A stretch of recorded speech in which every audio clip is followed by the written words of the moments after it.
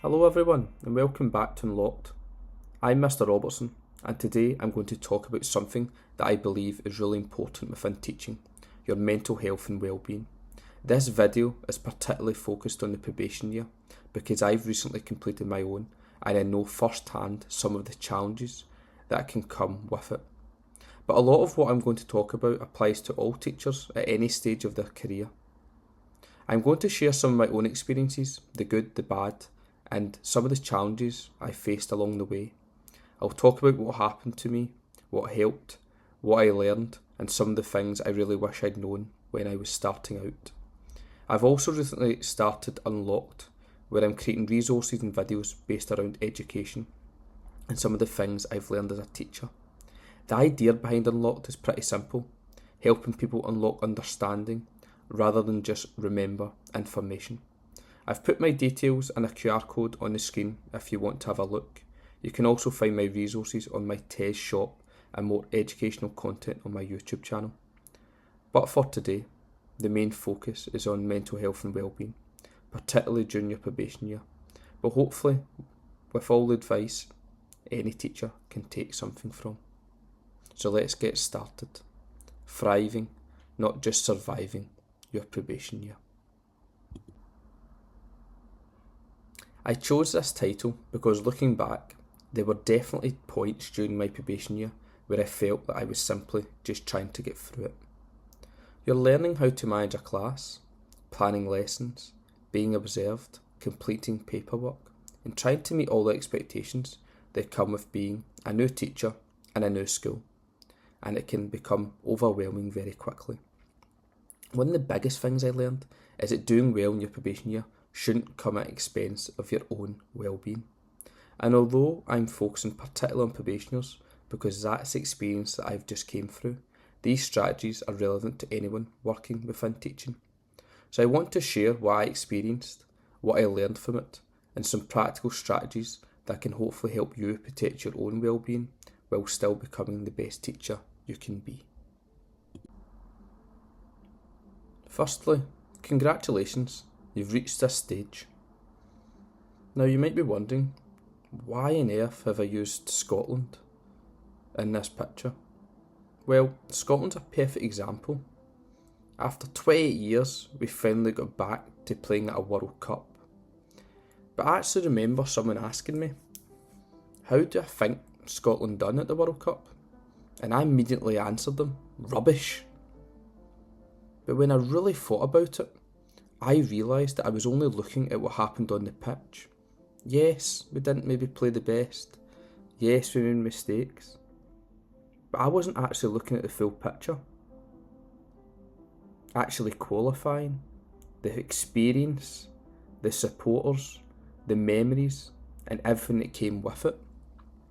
If that same person asked me, how do you think Scotland fans performed at the World Cup? I would say amazing, the best. And that's really my first key message. And it's so similar to teaching. It's all about perspective. You've reached this stage for a reason. You've already achieved a huge amount just to get here. All those late nights, the assignments, the lesson plans, and desperately refreshing Turnitin to see if your similarity score has reduced. We've all been there. Your probation year won't go perfectly. Mine certainly didn't. But that doesn't mean you're failing. Sometimes we become so focused on what went wrong, we actually forget how far we've actually come. Now again, you might be wondering, why on earth have I picked this picture? And what has that got to do with the probation year? Well, for the next few minutes, think of me as the ghost of the future. I've just finished my probation year. I've made plenty of mistakes along the way, and I'm here to hopefully help you avoid making the same ones that I did. Don't worry though, my aim isn't to scare you. It's actually the opposite. I want to help you feel better prepared for what's ahead, protect your well-being, recognise when you need support, and most importantly, enjoy teaching. The next thing I want to really emphasise is that there is no perfect route through your probation year. Some weeks you feel amazing. You'll have lessons that go exactly to plan and think, I'm actually getting the hang of this. Then you'll have a day where nothing seems to go right and you start questioning yourself again. And the picture on the right actually sums up what my mind felt like at numerous times throughout the year. There were so many different worries going through my head at once, and the more anxious I became, the bigger those worries seemed. What I eventually realised was that one bad lesson, one difficult day, or one mistake didn't define how I was doing as a teacher. We all make mistakes. The important thing is learning from them and moving forward, because progress isn't a straight line. I like to call this the Miss Honey effect. Before you start teaching, you have this picture in your head that every child in your class is going to be engaged and inspired by your knowledge. The classroom will be calm and everyone will be behaving all the time. Everyone loves your lessons and you're walking out the door every day at 3 o'clock thinking, what a great day I had. But then reality hits. Some lessons just don't work. Behaviour can be challenging at times. You won't always know the answers, and there will be days where you question whether you're actually any good at this. I think one of the biggest pressures I put on myself during my probation year was expecting too much of myself too quickly. I was comparing myself to the teacher I thought I should be, rather than remembering that I was still learning how to become that teacher. So, the key point I'm trying to emphasise is, try to not chase perfection. You're not supposed to have everything figured out, especially in your first year. Now, I've got a quick task for you. On the screen, there are 5 things we might associate with being a great teacher. I want you to rank them from 1 to 5, with 1 being the most important. If you're watching with someone else, have a quick discussion and compare your answers. Pause the video here, give yourself a minute or 2, and when you're ready, press play, and I'll reveal the correct answer. Well, the correct answer was, there is no correct answer. It's all to do with perspective. Look at this image. One person believes there's 4 logs, the other person believes there's 3. Who's actually correct? Well, they're both correct. They just have different perspectives. And that's something that I'm trying to emphasise. That's really, really important for you to remember throughout your probation year and in teaching as a whole. These experiences that I wish I remembered about perspective. At times, I felt some of my lessons just were a disaster. They didn't go to plan. But in actual fact, some of those lessons were some of my pupils' favourite lessons of the year. At times, I thought I wasn't good enough. But my mentor actually would remind me and say that I'm doing really well from the progress that I made from the start of the year. And at times, I thought I was the only one not coping very well. But what I soon realised was other colleagues were feeling the same. The key thing I'm trying to emphasise to everyone is the story we tell ourselves isn't always reality. And that's really, really important to remember. This slide probably sums up my year better than anything else. All started was having the new responsibility of having my own class. I wanted to do well, and I didn't want to let anyone down, especially the children in my class and my mentor. And this really put a lot of pressure on myself to get everything right. And that quickly became an overwhelming workload, as I wanted to make sure the children had the best possible education they could have. All the homework was up to date, all my job marking was up to date, and all the lessons were the best they could be. But this really started to affect me as I began working longer days and longer hours, taking work home and constantly thinking about what I needed to do next.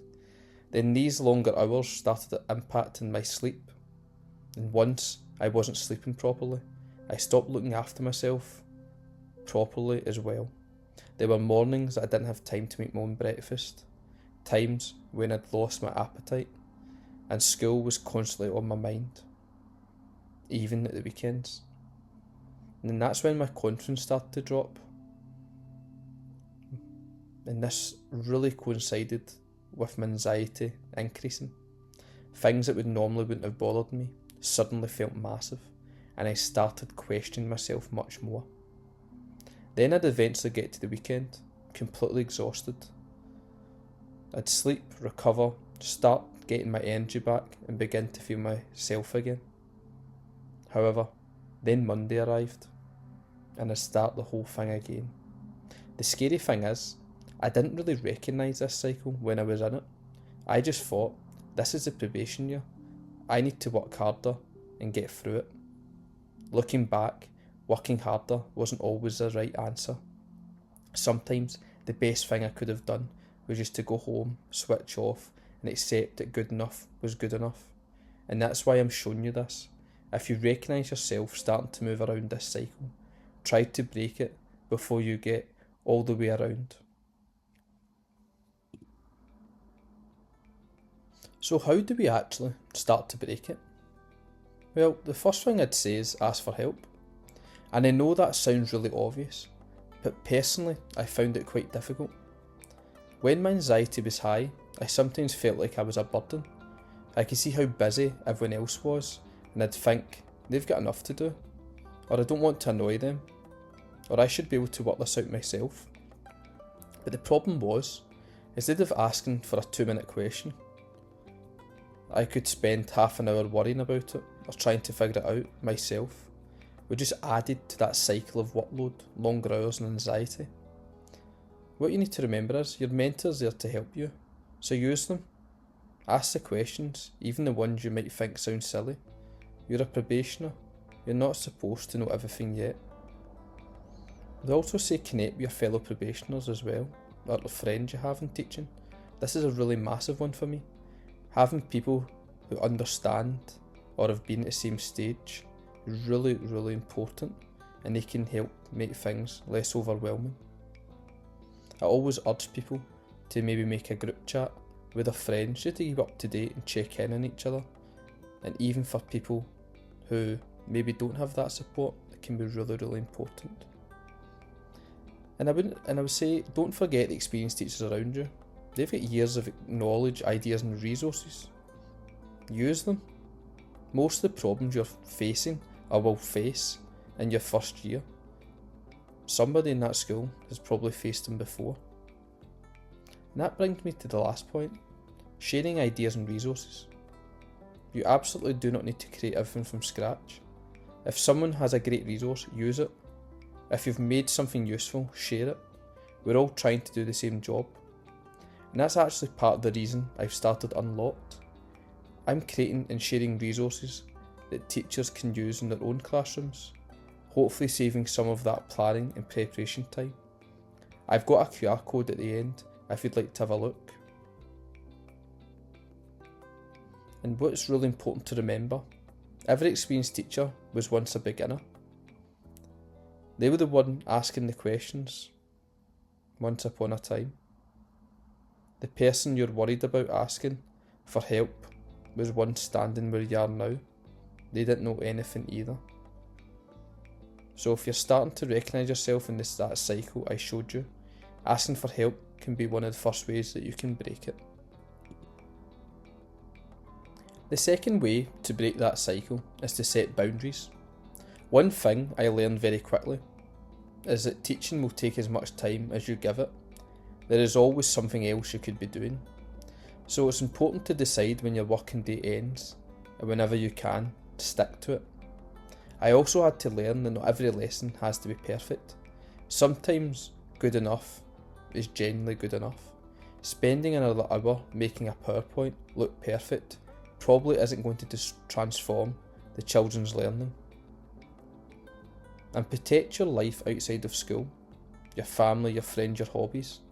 It's really important to remember, teaching is part of your life. It shouldn't become your whole life. I used to feel guilty when I wasn't working, but rest is productive. That's what I've learned. If you come back rested, happier, and with more energy, your pupils benefit from that way more if you're run down and tired. And that's why I want you to remember this. The most important teaching resource in your classroom is you. Look after it. Number 3 is recharge your batteries. This links directly back to that cycle I showed you earlier. I got to a point where I was using my weekends just to recover enough to start again on Monday. Sleep, exercise, and looking after yourself aren't optional extras. They generally affect how you cope with the job. Make time for the things that help you switch off as well. See your friends, exercise, watch the football, whatever it is that gets your mind away from school. And even during the school day, take your lunch break when you can. Step away from the classroom. Not every spare minute needs to become another working minute. Because ultimately, you can't pour from an empty cup. If you're constantly running on empty, eventually this impacts both you and your pupils.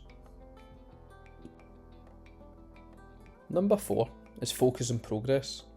This is something I wish I'd understood much earlier.